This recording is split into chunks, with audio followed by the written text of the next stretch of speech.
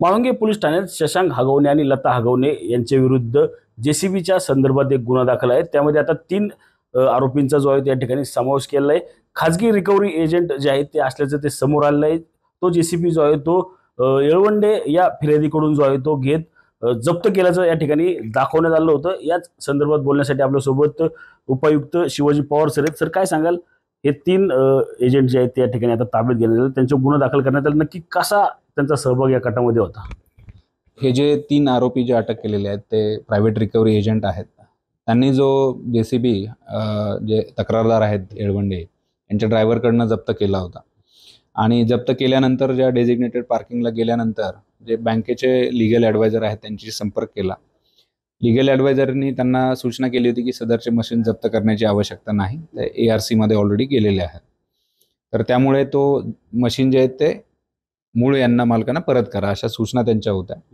तर ते जे मशीन आहे रिकव्हरी एजंटनी ज्यांच्याकडनं ताब्यात घेतलं होतं त्यांना देणं अपेक्षित होतं, त्यांना न देता त्यांनी यातील गुन्ह्यातील जे आरोपी आहेत शशांक हगवणे यांच्या ताब्यामध्ये ती मशीन त्या ठिकाणी देऊन टाकली। तर या सर्व कटामध्ये आपण पाहिलं तर आता शशांक याच्यासोबत हे 3 त्याच्या सांगण्यावरून काम करत होते असं दिसून येते। नाही, आता तो एक त्यांच्या कॉन्स्पिरसीचा पार्ट होता की नाही या संदर्भात आपण अधिक तपास करत आहोत। पण ही बँकेची सूचना नसताना देखील या तिघांनी हे केलं। हा जेसीबी जो आहे तो या ठिकाणी उचलण्यात आला किंवा जप्त करण्यात आला। हा कुठल्या पार्किंगला जो आहे तो नेऊन ठेवण्यात आला, तिथून पुढे कसं झालं त्या जेसीबीचं?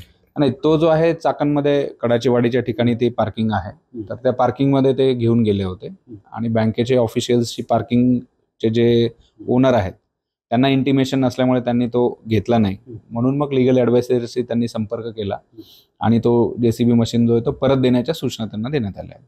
नक्कीच जेसीबी मशीन जो आहे तो पुन्हा देण्याच्या सूचना केल्या असताना देखील त्या 3 एजंटनी जो आहे तो जेसीबी मशीन पुन्हा ज्या तक्रारदार येळवंडे यांच्या ड्रायव्हरला न देता शशांककडे दिला।